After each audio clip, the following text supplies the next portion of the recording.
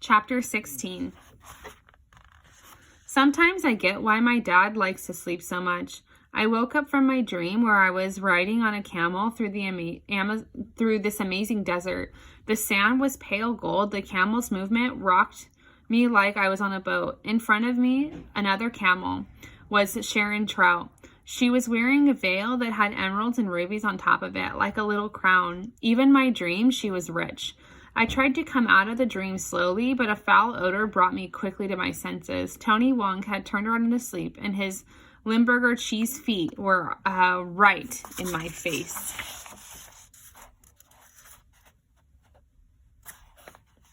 I rolled away from him. The rain had stopped. The morning light was so bright. It was as if someone were spraying it with a hose. My eyes took in my new home, the corner of the ceiling, the brown spot where the water had accumulated from the rain, a leaky roof. Great. I closed my eyes and started to doze. I could hear Sharon's light, dainty breathing and Tony's thick breathing. It took me a second to realize that there was a third sound, a thick, wheezing noise, like the breath of an asthmatic who had just run a marathon in the smog. I sat bolt upright. A man was bent over the container where Ronald Reagan had been kept. From behind, I could see the wrinkled white trousers and heavy navy blazer and a beat-up red Converse high tops. I could tell he was old by the slowness of his movement. I could practically hear his muscles creak. I hope it wasn't I who woke you. He turned around.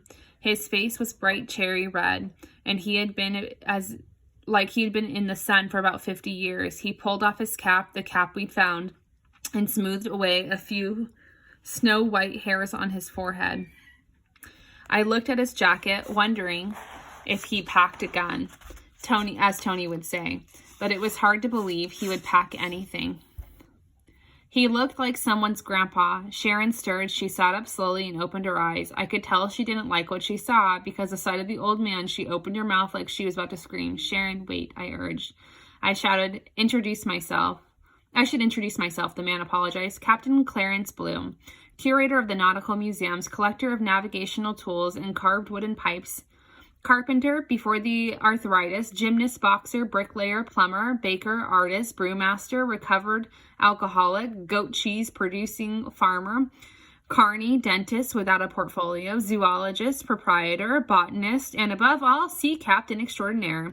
He tipped his cap to Sharon. Sharon Trout, she stuck out a shaky hand. Girl extraordinaire. I have no doubt. He shook her hand and turned to me. Aaron, I offered. So good to meet you. Tony let out a snore and rolled over. And that's Tony, Sharon said. You're seeing him at his best.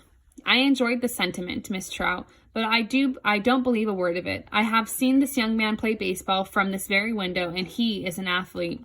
Tony rolled over and grabbed a pillow. Mommy, he said.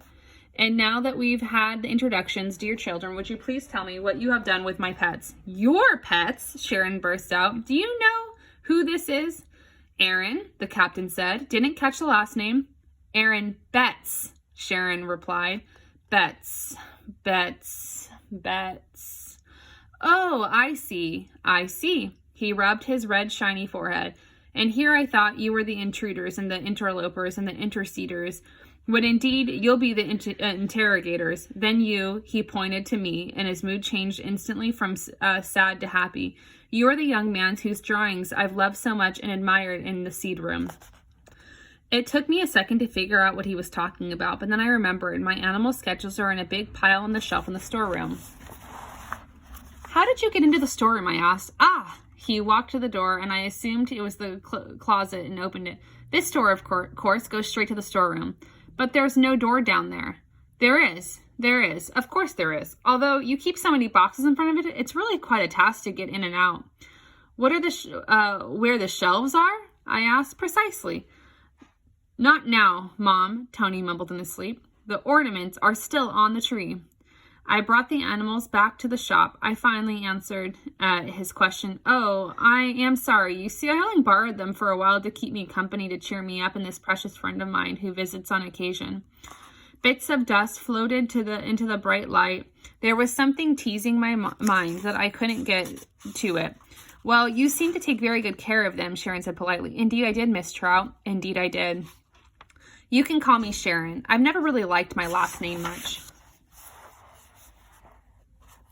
It's perfectly elegant, he smiled, and certainly my favorite fish to eat.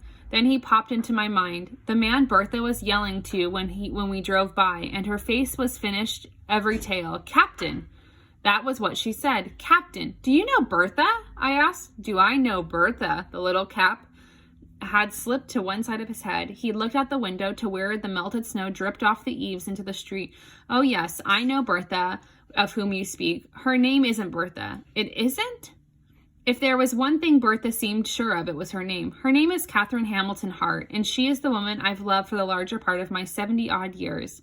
He took off his cap. The top of his head was shiny.